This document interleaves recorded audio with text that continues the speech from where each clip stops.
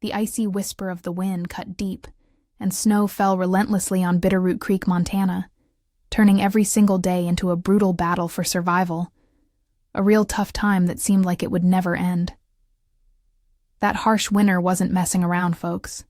It squeezed the life right out of you and froze the soul of its residents, who were used to a much milder warmth. In this desolate landscape, where the air felt thick with anguish and hunger, was a constant shadow.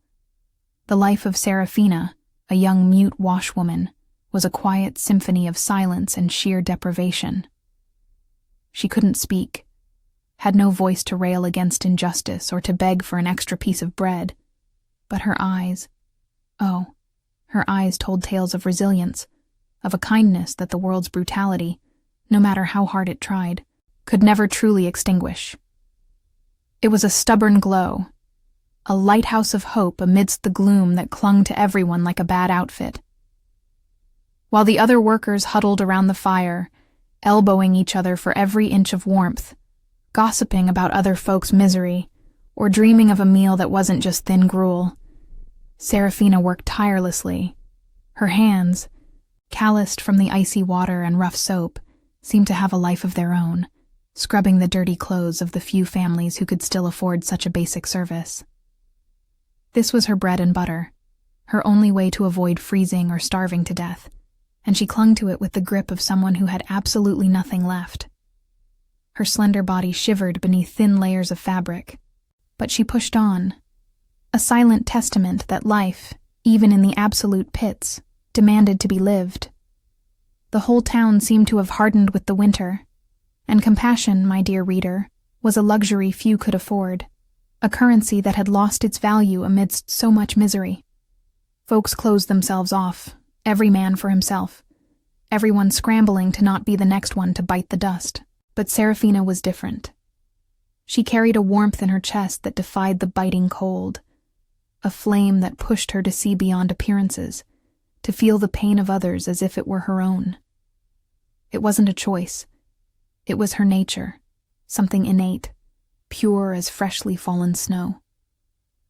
While others averted their gaze from the drifters roaming the streets, Serafina felt a pang in her heart, a stab of sadness that mingled with her own solitude. She understood suffering without needing words, having known it up close. Every fiber of her being had been shaped by adversity, like clay in a potter's hands. Her mutism wasn't a weakness, but perhaps a way for her soul to focus on observing, on feeling, on perceiving what others, with their ears full of noise and gossip, simply ignored, kind of like having superpowers, but for empathy, you know. With each passing day, Bitterroot Creek's gray sky grew heavier, the snow thicker, and hope, a distant mirage. Kids cried from hunger. The elderly coughed endlessly, and adult faces wore bitter resignation. Sheriff Hank Rourke, a man whose heart was as frozen as the winter outside, enforced his rules with an iron fist, crushing any flicker of insubordination, or even worse, of kindness. He was the very embodiment of the cruelty that had settled in the town, a parasite feeding on fear and other people's desperation. To Rourke and many others, Serafina was just another mouth to feed, a mute washwoman barely scraping by, easily forgotten, easily discarded. Little did they know that beneath that fragile, silent exterior pulsed a heart of gold, capable of acts of bravery that defied logic and human nature itself. Talk about an underdog, right? Her routine was monotonous, an endless loop of icy water, soap, scrubbing, and drying, always in the shadow of the gossip and laughter of the other workers, who saw her as an oddity, a pathetic soul good for nothing but her manual labor. Look at the mute. She can't even complain, they'd whisper, and Serafina felt the weight of those words, even without hearing them. The irony, though, was that even without speaking, she heard and saw more than most. She noticed the scornful glances, the indifference, the veiled cruelty in every gesture. Her life was a silent testament to the world's harshness, but also to her own ability to resist, to find beauty and purpose where no one else bothered to look. She was a delicate flower blooming in ice, a walking, breathing paradox, straight out of some indie film, you know? And it was in this very setting of despair and indifference that Serafina's life was about to undergo a drastic change, in a way she couldn't even dream of in her wildest fantasies. Her quiet kindness, that flame she so zealously guarded within her, was about to be put to the ultimate test, changing her destiny forever. Amidst the chaos and cruelty, her pure soul would stand out, a rare jewel in a pile of coal. The world was about to prove that sometimes the most powerful voice isn't the one that screams the loudest, but the one that manifests through the simplest, most selfless acts. Bitterroot Creek, with its merciless winter and hardened hearts, would be the stage for the beginning of a journey that would transform the mute washwoman into the strongest voice of a kingdom. You, the reader, are invited to witness the world's injustice and the hope a pure soul can bring, to see how compassion, even in its humblest form, can be the spark that ignites a revolution. Destiny, capricious as ever, was already weaving the threads of a plot that would unite the most fragile of creatures with the most powerful, and it would all begin with an act of kindness amidst the biting cold. The winter, merciless and ravenous, held Bitterroot Creek in its icy grip, gnawing at the flesh and soul of its inhabitants. It was amidst this landscape of ice and desperation, where the line between life and death grew thin, that he showed up, an old drifter, battered by time and cruel luck, shuffling through the town square like a faded ghost. His clothes, mere rags, barely covered skin raw and reddened by the biting cold. Each step was agony, each groan a lament lost in the wind's whistle. He was the living embodiment of the grim fate awaiting those who succumbed to the relentless cold and the hunger that gnawed from within. The folks of Bitterroot Creek, hardened by their own daily battles against misery and the elements, turned their faces with an indifference as chilling as the snow blanketing the ground. To them, he was just another one, an extra burden in a town barely holding itself together. "Another stiff waiting for the undertaker," the other washwomen whispered, their voices thick with disdain, and a veiled fear that the same destiny might catch up to them. Their gazes, harsh and distant, treated the old man like a nuisance, a blemish on the already bleak scenery. No one wanted to risk it. No one had a crust of bread to spare, much less a blanket. The struggle was individual, and compassion, my dear, was a luxury few could afford. Sheriff Hank Rourke, a burly man whose soul was as frozen as the harsh winter outside, watched the scene with a laugh that sounded like scraping the bottom of a pot, a rough, scornful sound. For him, the drifter was just living proof of human weakness, a pathetic example of what happened when folks couldn't pull themselves up by their bootstraps. "Look at that, another useless bum come here to die on our doorstep," he grumbled for anyone to hear, spitting in the snow and wiping his mouth with the back of a dirty hand. Rourke was the kind of guy who fed off other people's misfortune, who saw in their fragility a justification for his own cruelty, and the old man, huddled and shivering there, was the perfect stage for his display of power and insensitivity. But Serafina couldn't look away. It was as if an invisible force tethered her to the decrepit figure, keeping her from joining the chorus of indifference. As she washed clothes in a nearly frozen bucket, her hands numb and red, she watched the drifter with an intensity that made her forget the cold biting at her bones. Something in the old man's clouded eyes, a spark of dignity hidden beneath the abject misery, touched her soul in a deep, unexplainable way. It wasn't pity, not just sadness.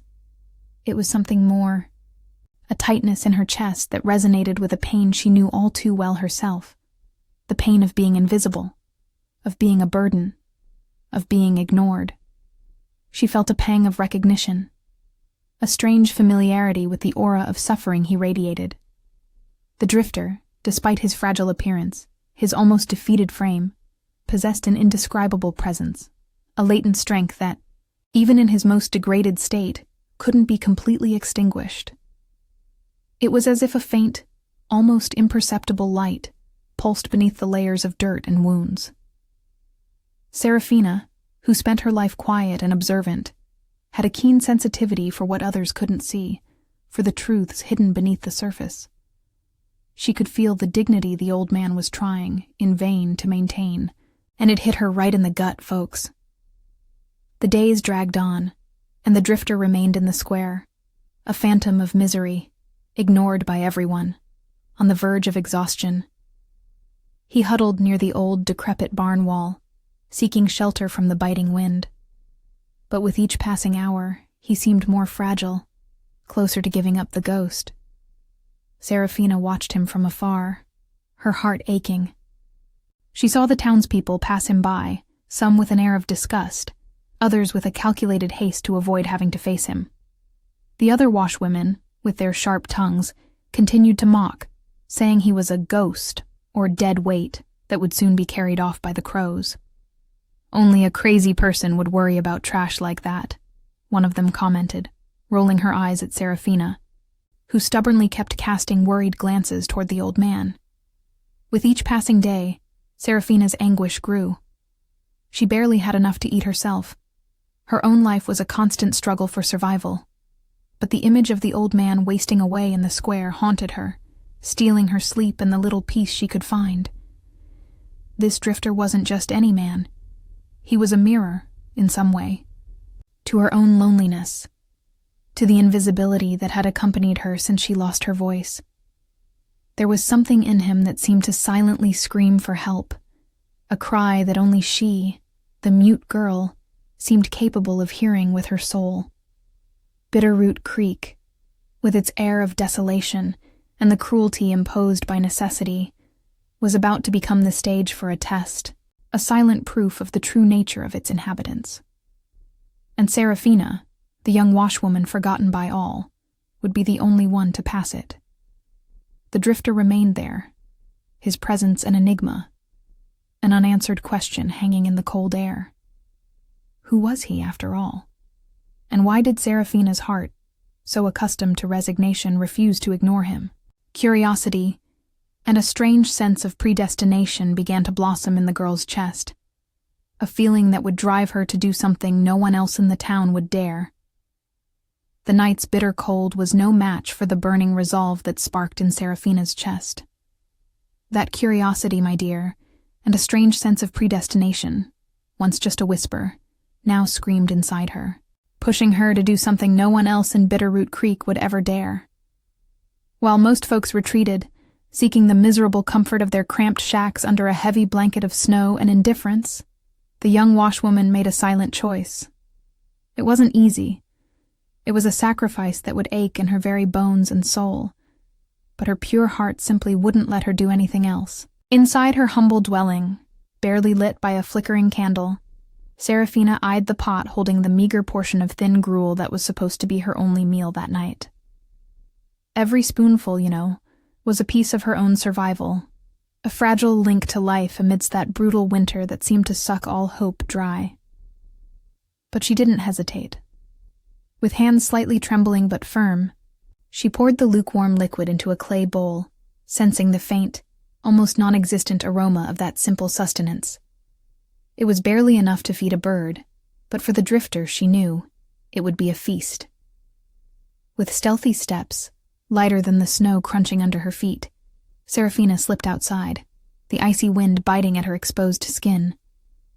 The town, swallowed by a heavy silence, felt like a scene from some old-school melodramatic movie, where every shadow hid a secret, She approached the old decrepit barn where the drifter had found a makeshift refuge. The smell, the smell, was unmistakable. A mix of sickness, despair, and body odors that screamed of the man's profound misery. It hung heavy and dense in the air, but Seraphina didn't back down. Her stomach did a little flip, sure, but her compassion was stronger than any disgust. Inside the barn's deep shadows, she found him huddled in a corner, almost invisible in the gloom, a frail, forgotten specter. Her delicate fingers, calloused from the heavy work of scrubbing clothes by the icy riverbank, extended the steaming bowl toward him. The steam rose, a promise of warmth and relief amidst that frozen hell. The drifter, with a visible effort that seemed to drain his last ounces of strength, slowly lifted his head. And then, his eyes met hers. In that instant, the whole darn world seemed to just stop spinning. No words were spoken, just a thick, heavy silence. Serafina felt a shiver down her spine, an electric shock that surged through her body from head to toe, something that transcended logic and understanding. An invisible current seemed to connect them, a sense of recognition so profound it was almost painful. It was like their souls, separated by worlds of social and physical difference, had finally found each other. An ancient connection, a forgotten melody that suddenly resonated in her chest, strong as a ritual drum. It was a mate bond, a link she couldn't explain but felt with the certainty of undeniable truth. His eyes, once dull and lifeless, now gleamed with an intensity that both frightened and fascinated Serafina. It wasn't the gaze of just any drifter, but something older, wiser, more dangerous. He drank the soup with palpable gratitude, each swallow a sigh of relief. His movements were slow, but the eagerness with which he absorbed that warmth was evident. Serafina, without a word, watched him, feeling a strange peace wash over her. When the bowl was empty, she did something even more significant. You guys. She unfastened from her own shoulders the only shawl she owned, a simple fabric, battered by time and use. But for her, it represented the last shred of warmth and comfort she had left in the world. With care, as if touching something precious, she covered him with the shawl, trying to nestle the man's frail body in the faint warmth the cloth offered. The touch was brief, but the feel of her skin against his was like a jolt, a spark that ignited something deep within her. Talk about chemistry, right? In the days that followed, Serafina repeated her act of compassion. For 3 consecutive nights, she shared her most precious possessions, enduring cold and hunger in silence, just to ensure the drifter had a bit of sustenance and warmth. With each encounter, the mate bond between them seemed to grow stronger, even though no words were exchanged. His eyes, once just a glimpse of pain, now watched her with an intensity that made her feel seen, truly seen, for the first time in her life. It was a gaze that seemed to penetrate her soul, recognizing her very essence. It wasn't long, my friends, before the other washwomen of Bitterroot Creek, a bunch who lived for a good gossip session, caught wind of Serafina's actions. These folks, hardened by the indifference and cruelty of Sheriff Hank Rourke, that micromanager of a sheriff, saw the drifter as nothing but a nuisance, a walking corpse, as they'd scornfully put it. The mockery started subtly, with whispers and sideways glances, but quickly turned open and cruel. Look at Serafina, wasting what little she has on that deadbeat. One of them, a sour-faced woman named Brenda May, shrieked, her voice grating like fingernails on a chalkboard. She's such a sucker! Barely has a dime to her name, and she's giving it to some bum with one foot in the grave. She must be totally nutso, I swear. Another servant who always echoed Brenda May chimed in, laughing scornfully. Wasting resources on a goner. That's just plain stupid. Bless her heart. Serafina, with her muteness imposed since childhood, couldn't retort to the provocations, but the sting of the other women's sharp words hit her like whips. They called her dumb, foolish, naive, mocking her kindness as if it were some kind of illness. The tension mounted daily, and the scornful glances from her co-workers, once just an annoyance, now felt like a heavy burden. She felt like a character straight out of a classic drama, suffering in silence, yet absolutely certain she was doing the right thing. You know that feeling? Despite the ridicule, Serafina didn't waver. Each night she returned to the barn, guided by that inexplicable mate bond forming between her and the drifter. It was a force that propelled her, a gut feeling that he was more than it seemed, and that her compassion wouldn't be in vain. The next morning, let me tell you, Serafina's determination was as solid as the bitter cold rocks of Bitterroot Creek, Montana. It was practically bulletproof against the other serving girls' sharp tongues and the soul-cutting winter chill. Like, for real. She couldn't care less about the chatter, the rampant gossip. You know the drill, right? Folks always ready to spill the tea and trash-talk anyone who didn't fit their mold. Before the sun even thought about making a grand entrance, just barely tinging the sky a pale, "Ugh, it's Monday gray," our girl Serafina was already up. Adjusting her single ratty shawl, she was prepping an extra helping of her thin gruel. Bless her heart. Now, this wasn't some gourmet 5-star meal, you dig. It was basically broth with an existential crisis, practically transparent. But for her, it was treasure, and she'd share it without a second thought, because that's just how she rolled. Every single step toward that old barn, the ice crunched like drama under her worn-out sandals.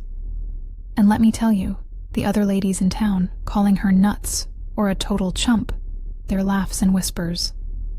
They felt like icy winds cutting deep. But nah, not our Serafina. She kept on going. Meanwhile, Sheriff Hank Rourke, remember that walking villain of a guy? He was already clocking her every move. This dude was basically a human eye roll. He saw that drifter as a personal insult, a smudge on his precious authority that he guarded tighter than a dragon guards its gold. "What in the heck is this circus act, sheltering a bum in my barn?" He'd snarl, hands on his hips, face redder than a raw steak on a grill. He wasn't asking. He was performing. This little mute girl is throwing away the tiny bit she has on some dying nobody who shouldn't even be breathing. My air. That's not charity, folks. That's just plain stupid. He'd yell, practically foaming at the mouth. And naturally, his words just fueled the villagers' contempt, like a bad influencer. Ugh. But Serafina? With her whole silent vibe and that deep down resilience, she wasn't letting Rourke's hostile rants or the peanut gallery's jabs get to her. Her mission was crystal clear, my friend, and her heart. Stronger than any bully's intimidation tactics. In those quiet meetups, day after day, a connection between her and the beggar just kept getting deeper. It was an invisible thread, yeah, but as real and tangible as the warm steam rising from that thin soup she offered him. The beggar, still looking like he'd been through a blender, weak and covered in wounds, watched Serafina with an intensity that blew past simple thank yous. His eyes, once dull and glazed over with pain and hunger, now sparkled with a light Serafina couldn't quite put her finger on, but boy, did it pull her in like a cosmic magnet. He saw her pure soul, her unwavering strength, the literal glow she radiated even in the deepest, most lost-it-all darkness of misery and abandonment. You could practically hear the epic background music.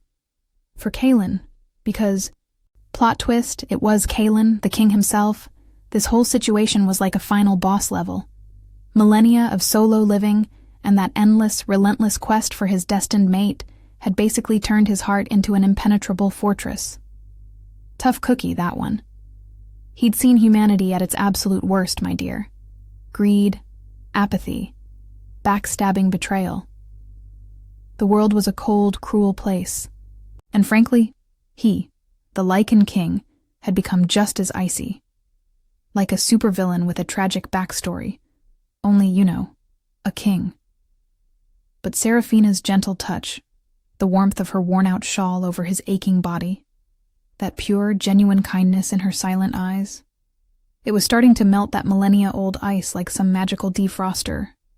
Each act of compassion was a literal ray of sunshine, blasting through the thick, emotional walls around his heart. He felt the mate bond pulsing, a faint, distant ping at first, but growing stronger with every single, selfless act of love from her. Like a signal getting clearer, you know? And it wasn't just her scent, though her aroma, a wild mix of laundry soap, wet earth, and something sweet, like wildflowers after a spring shower, was hands down the most intoxicating fragrance he'd ever smelled in his ridiculously long life. Legit, the best perfume ever. It was this feeling, this deep resonance in his Lycan soul, a call he'd been waiting for like forever. Ages, centuries, countless moons, the whole 9 yards. His body, even in that crummy beggar form, was responding to her in a way he hadn't felt since his primal instincts first kicked in, back in the day. Talk about a glow-up for his senses. Every time she got close, a literal electric current buzzed through his veins. Not a feverish heat, mind you, but a warmth that screamed life and hope. It was like his internal battery was finally charging. He, the immortal Lycan king, dangerous and feared by literally everyone, the alpha of alphas, the apex predator, was finding his literal cure and redemption in the delicate, generous hands of a mute washerwoman. I mean, you can't make this stuff up. It was such a wild paradox, a cosmic irony that both shocked and absolutely fascinated him. Seriously, talk about plot twists. This woman, who'd been despised, silenced, and basically pushed to the margins her whole life, was the only one who could hear the song of his Lycan soul. What a flex. Kaelin watched her every single move like it was a high-stakes thriller. The way her thin fingers, rough from all that scrubbing, held the soup bowl. That slight tilt of her head as she patiently waited for him to finish. The genuine concern sparking in her eyes whenever he coughed or shivered from the biting cold. He even noticed the scar on her wrist, and how she'd slightly flinch whenever someone walked by the barn, like she was bracing for a hit or a nasty curse. Talk about heartbreaking. He saw the pain in her past, the sheer loneliness she carried like a heavy cloak. And let me tell you, a primordial fury started to bubble up inside him. Like a volcano about to blow, but, Lycan style. Nobody, and I mean nobody, was ever going to lay a hand on his mate, on his Seraphina. Period. Full stop. The mere thought of anyone hurting or disrespecting her made his Lycan instincts practically shriek for blood, for sweet, sweet retribution. Like a horror movie villain's rage, but for justice. He felt this protective instinct just swell up, totally overwhelming, almost unbearable. Like a superhero getting his powers for the first time. He wanted to stand up, right then and there, and growl at Sheriff Hank Rourke, at all those clueless villagers, and just show them who the real monster in the room was. Spoiler alert, it wasn't him. But he held back, keeping up the disguise, letting Seraphina continue her kindness, letting her prove the pure gold of her heart. It was a masterclass in self-control, let me tell you. Every minute beside her was like a healing balm for his weary soul, a stark reminder of what was truly real and valuable in this messed-up world. Like finally finding Wi-Fi in the wilderness. He'd literally never felt anything like it in his millennia of existence. This was a first, people. All the power, all the glory, the fierce loyalty of his pack. None of it, not one bit, compared to the feeling of having Seraphina right there, by his side, sharing a little warmth and compassion. It was peak emotional content. The mate bond was just getting stronger. And Kaelin knew, deep down in his Lycan bones, it wouldn't be much longer before he had to drop the act and reveal his true epic form. With every heartbeat, he felt that connection with Seraphina deepen, intertwining her into the very fabric of his being. She wasn't just a part of him. She was an intrinsic chunk of his soul. She was his other half, the echo of his very soul. The only one capable of calming the beast raging inside him and waking up the man he'd completely forgotten how to be. Cue the dramatic music, folks. Her image, small and delicate next to what his true form would be, but a total powerhouse in spirit, was etched onto his mind, like a permanent tattoo. He was obsessed in the best way. He, the giant predator, the Lycan king who could bend kingdoms to his will like a pretzel, was being tamed. Not by brute force, oh no, but by the purest, most selfless act of kindness. Totally unexpected, right? He would protect her with his life, with his immortality, with every single fiber of his Lycan being. And she, the silent girl who'd never once been truly heard, would become the most powerful voice his kingdom would ever know. Bet on it. But the promise of a powerful voice remained unfulfilled, for on that third winter night, the icy silence of Bitterroot Creek would be shattered by a very different crash, one that would make not only humble windows tremble, but the very soul of its inhabitants. The air, already biting and heavy with relentless snow, now carried an almost palpable tension, like a taut thread about to snap. Sheriff Hank Rourke's patience had run out. His corpulent figure, cloaked in thick furs that barely disguised his girth and arrogance, burst into the main square, face red with fury, and a scowl twisted in contempt and irritation. Gossip about the mute washwoman and her stupid charity for that corpse of a drifter had reached his ears like an unbearable buzz, marring his authority, and worse, his image as a hard, ruthless man. Rourke was not one for half words or half actions. He settled things with a thrashing, as they said in town. To him, that drifter was just another nuisance, a stain on the reputation of a town he believed he controlled with an iron fist. With a guttural roar that echoed among the shacks, he went to the barn, where Seraphina, despite mockery and veiled threats, persisted in her silent kindness. The villagers, curious and frightened, peeked through dusty window cracks, awaiting the spectacle of humiliation, some with veiled fear, others with sick satisfaction, for who told Seraphina to meddle where she shouldn't? The barn door, fragile and creaking under the ice's weight, gave way with a crash when Rourke broke it down with a brutal kick, his heavy leather boot ripping the rotten wood. The weak light of an oil lamp, which Seraphina had lit to illuminate the drifter's resting place, flickered violently. The sheriff, breathless from effort and rage, swept his gaze across the barn's interior, eyes finding the old man's hunched figure, which seemed even more fragile and shrunken in the straw. Seraphina, kneeling beside him, tried to interpose, her mute eyes pleading, but Rourke simply shoved her aside with a grunt of contempt, as if she were an insignificant insect. "Get out, you mute freak. Isn't your misery enough? Now bring more disgrace to my town with this stinking tramp?" He snarled, voice thick with disgust. He raised his boot again, no longer to break a door, but to deliver a precise blow to the drifter's inert body, determined to kick him out of the barn and perhaps out of life once and for all. It was pure cruelty, a display of power over the weakest, something he did with disturbing frequency.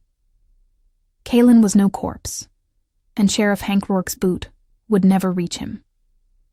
The exact moment the boot's leather tore the cold air towards the drifter, a dazzling golden light exploded from the old man's body, with an intensity that made the sheriff's eyes bulge in terror. It was not a gentle light, but a primordial, vibrant, powerful radiation that filled the barn, bathing every straw, cobweb, dust particle in a supernatural glow. Seraphina, fallen to the ground, protected her eyes with her arm, but felt the warmth, the pulsating energy emanating from the one she had cared for. Open wounds, once putrid and repulsive, closed instantly, as if mere scratches erased by time. The skin, once dry and covered in sores, became smooth and strong, gaining a vibrant, healthy tone. Bones, seemingly fragile, realigned with audible snaps, and muscles, once atrophied, swelled and rippled beneath the skin, filling the drifter's torn clothes. Kalen's eyes, once cloudy and opaque, opened, and in them was no longer the despair of a dying man, but an ancestral, golden, intense brilliance that seemed to contain the wisdom of millennia and the fury of a betrayed king. The old man rose, no longer a fragile and forgotten drifter, but Kalen, the Lycan king, in his glorious and imposing form, over 7 feet tall. His broad shoulders seemed to touch the barn's low ceiling, and his presence filled the space so completely that the air grew thin, hard to breathe. The torn and dirty tunic covering him gave way, disintegrating into strips that fell to the ground, revealing a sculpted physique, a latent strength radiating from every fiber of his being. His Alpha of Alpha's aura dominated the space, an invisible pressure that crushed the will of whoever dared to face him, a wild and ancient energy that made the very wood of the barn groan. A roar burst from his chest, not the melancholic howl of a wolf in the forest, but the primal bellow of a furious king, a manifestation of power that reverberated throughout Bitterroot Creek. House windows, previously just trembling, now shook violently, and some more fragile panes burst into 1,000 pieces. The ground seemed to vibrate under the villagers' feet, who peeked out, terrified, from the cracks, and panic spread like an uncontrollable wildfire. Hearts raced, muffled screams echoed, and one by one the town's inhabitants, driven by an ancestral instinct of submission and fear, fell to their knees in the snow, hands clasped in desperate prayer, or covering their faces in shame and terror. Sheriff Hank Rourke, who a moment before wielded force and cruelty, was now petrified by terror. His legs weakened, and he collapsed to his knees, not by choice, but because his body and mind could not bear the magnitude of that power. His eyes, wide and filled with tears of fear, tried to fixate on the imposing figure, but the golden light and overwhelming aura were too much. He choked, trying to scream, but only a hoarse squeak came from his throat, a pathetic sound lost in Kalen's final, dominating roar.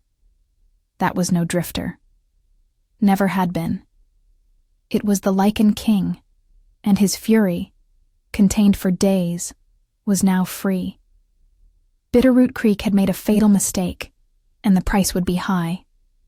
Panic froze the very guts of Bitterroot Creek's residents, who just moments before had been overflowing with arrogance and contempt.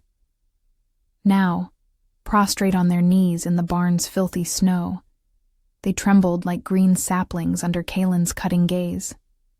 The imposing figure of the Lycan king, who towered over 7 feet, radiated an ancient fury, a power that made the air hum and the earth seem insignificant beneath his feet.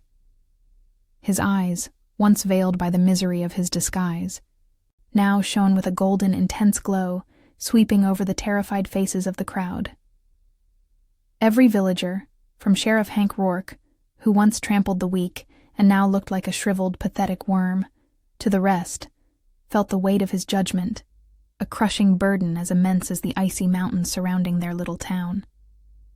The silence was so thick, you could almost hear the very pulse of fear in the hearts of those present, a muffled sound drowned out by the persistent snowfall outside, while the wind howled like a funeral lament. However, the storm of rage brewing in Kalen's chest found a surprising point of calm. His eyes, which promised retribution and despair to all who had disdained him, landed on Seraphina. She stood there, a little apart from the others, observing the scene with a complex mix of astonishment, confusion, and a strange, almost unbelievable serenity. She didn't possess the same paralyzing terror that afflicted the rest, but rather an innocent curiosity, perhaps even a hint of relief at seeing justice, brutal and overwhelming though it was, finally manifest against the cruelty she herself had experienced. The fury in the Lycan King's chest, which threatened to consume Bitterroot Creek in flames and turn the barn to ashes, receded like the tides, replaced by a current of emotions he barely understood but recognized as the undeniable, irrepressible call of his soul, the echo of the bond that tied him to her. Kalen began to walk towards her. Each heavy, deliberate step echoed not only on the dirt floor of the barn, but in the very soul of everyone present, filling the air with an almost unbearable tension, folks. The unquestionable authority of his bearing was evident, the strength emanating from him almost palpable, like an aura of primal power that spread and dominated the entire space.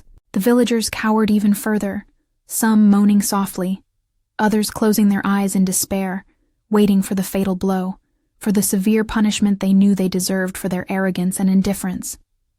They had mocked a king, disdained a god in disguise, and retribution would surely fit the offense. But Kalen's mind was fixed on a single person, on a singular destiny unfolding before his eyes, completely ignoring the tremors and silent pleas of the others. He stopped before Seraphina. The size difference between them was stark, almost comical if you ask me. He, a mountain of muscle and imposing presence. She, a slender, fragile figure, wrapped in simple, mended clothes that barely protected her from the cold. Even so, Seraphina did not lower her gaze. She kept her head held high, her eyes fixed on his, a silent courage that disarmed Kaelin's ferocity, a mute defiance he deeply admired.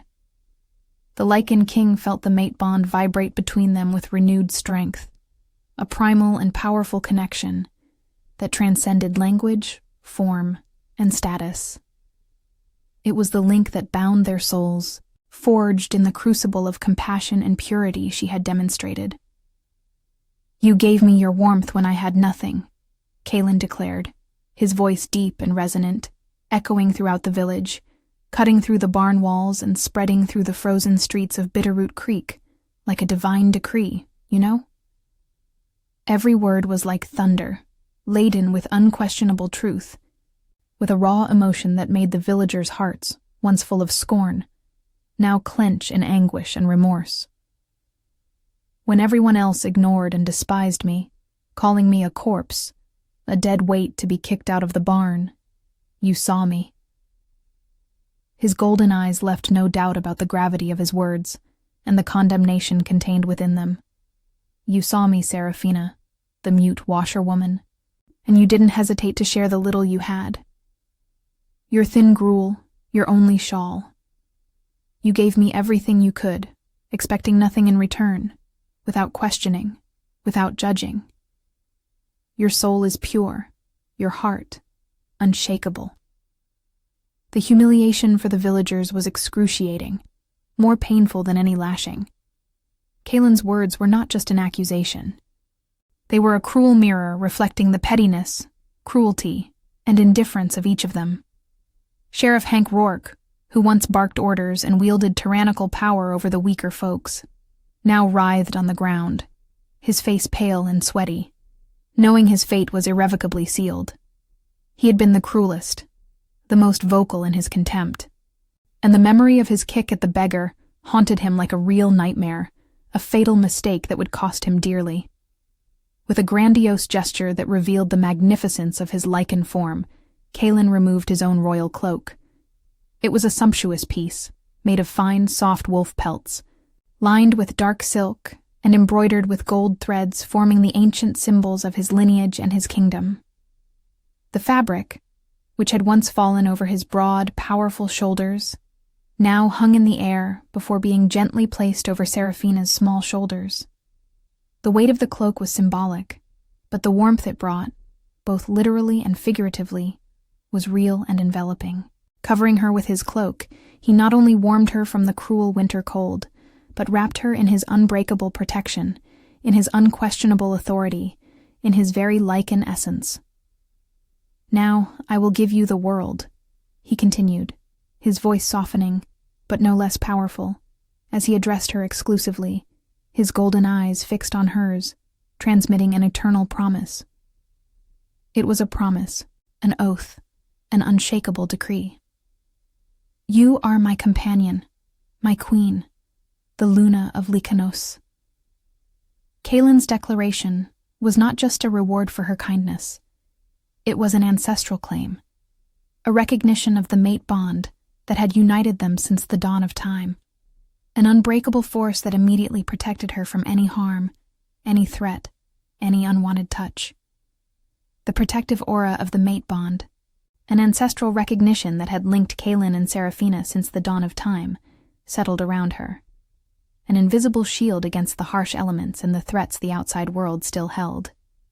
Yet, as the mute washerwoman felt the unprecedented security of that unbreakable tie, the kingdom of Lycanos and the small town of Bitterroot Creek were being rocked by news that reverberated like thunder, echoing through the dense forests and imposing mountains. The revelation of the Lycan king, Kaelin, and his choice of a humble, mute washerwoman as his companion was something even the oldest bards couldn't have predicted in their most fantastical songs. In Bitterroot Creek, The shock was palpable. Sheriff Hank Rourke, who had dared to lay a hand on the disguised king, was found the next morning transformed into an ice statue, his face contorted in a silent scream, a chilling warning to anyone who dared question the Alpha of Alphas' authority. The villagers, once scornful and indifferent, now knelt in reverence and panic, their minds struggling to process the magnitude of what they had witnessed. Serafina, the girl they had despised, was now their queen. It was like watching an underdog winning the Super Bowl, an unbelievable feat that turned their entire world upside down, you know? The news, however, wasn't confined to the limits of that forgotten town. It spread like wildfire through dry grass, carried by the whispers of the wind and the swift paws of Lycan messengers. At the Lycanos stronghold, the imposing and majestic fortress that served as the heart of the kingdom, the Council of Lycan Lords was in an uproar. Men and women of pure bloodlines, accustomed to arranged marriages to solidify power and ensure the purity of Lycan blood, simply couldn't comprehend it. How could the Alpha of Alphas, the immortal Kaelin, their leader, choose a human, and on top of that, a mute woman, of humble origin, without any trace of nobility or political power? It was an affront to millennia-old traditions, a breach of protocol they deemed unacceptable. Lord Asher, an influential but ambitious and suspicious Lycan, was the most vehement in his opposition. His golden eyes, usually calculating, burned with contained fury. "This is a scandal, Kaelin. A dishonor to our lineage. How can we accept a washerwoman? As our Luna, she has no voice. How can she lead? How can she represent our people?" His voice boomed through the great council hall, echoing the disbelief and anger of many present there. Kaelin, however, remained unshakable. Over 6 feet tall, of pure strength and majesty, he towered over everyone, his presence emanating an authority that silenced even the bravest. His eyes, once furious with the injustice witnessed in Bitterroot Creek, now gleamed with an unbreakable determination, a protective love that admitted no questioning. "My choice is not dictated by blood or status, Asher, but by the mate bond, by the heart," he declared, his voice deep and resonant, like the distant roar of thunder. "Serafina is my mate, and she will be the Luna of this kingdom. Those who question her position, question mine." The threat was clear, and the silence that followed was heavy, laden with respect and an ancestral dread.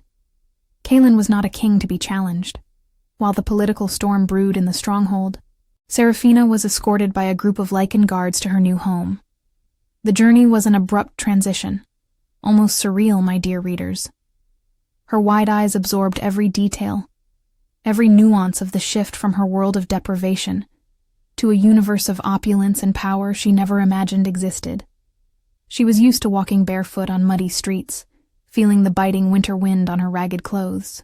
Now she was in a custom-built luxury off-road vehicle, lined with soft furs and fine fabrics, pulled by majestic Lycan horses, creatures of unparalleled beauty and strength. It was like going from a daytime soap opera to a full-blown Hollywood blockbuster. Beside her, Kaelin was the personification of strength and protection. His amber eyes, which could instill terror in the hearts of his enemies, never left her, transmitting a silent security that calmed her restless spirit.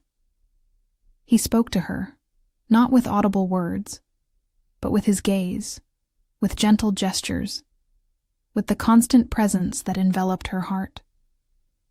He pointed to the changing landscape, as if he wanted to share every bit of his kingdom with her. The dense forests, once frightening, revealed themselves to be teeming with life, ancient trees whose branches seemed to touch the sky. The imposing mountains, which once seemed impassable, were now silent guardians of the Lycan packs that inhabited them, their distant howls echoing a wild and ancestral melody. Serafina smelled him, an intoxicating mixture of pine, wet earth, and something wild, untamed. That was purely Kaelin. It was an aroma that comforted her, that made her feel safe, protected. He held her hand delicately, his large, strong fingers enveloping hers with a tenderness that contrasted with his physical impressiveness. He knew the journey would be challenging, not only for her, who was being torn from everything she knew, but also for the kingdom, which would need to accept their king's choice. But he was determined to make everyone accept her, love her, respect her. She was his mate, his Luna, his goddess. With every mile traveled, Serafina felt a new layer of her old life peeling away. The pain of hunger, the constant cold, the loneliness. Everything seemed to recede, replaced by a sense of belonging she had never experienced. She watched Kalen interact with his Lycan subjects, who bowed in deep respect. He was the alpha, the leader, the giant predator, but with her, he was her gentle protector, her companion. The dynamic was clear.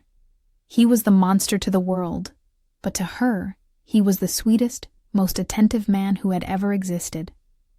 As they approached the Lycan stronghold, the grandeur of the fortress took her breath away.